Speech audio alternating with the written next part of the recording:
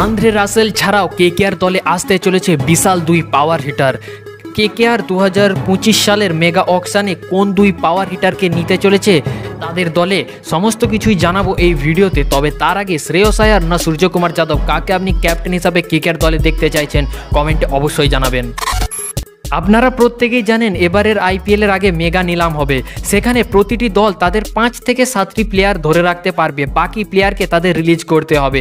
সেক্ষেত্রে কেকেআর দলে নীতিশ রানা, ভেঙ্কটেশ আয়ার, সেরফান রাদারফোর্ড, অঙ্কুরিশ রঘুবংশী অর্থাৎ মিডিল অর্ডার এই জায়গাটা পুরো খালি হয়ে যাবে, যার জন্য কেকেআরকে সমস্যায় পড়তে হবে। তাই এই টিমকে মিডিল অর্ডারে পাওয়ার হিটারের প্রয়োজন হবে।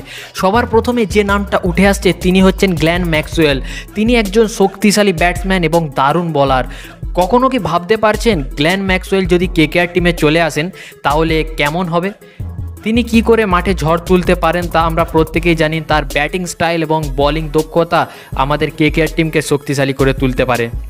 গ্লেন ম্যাক্সওয়েল মেগা অকশনে অনেক বেশি দাম উঠতে পারে। এখন দেখা যাক কেকেআর টিম এত টাকা বিড করতে পারে কিনা।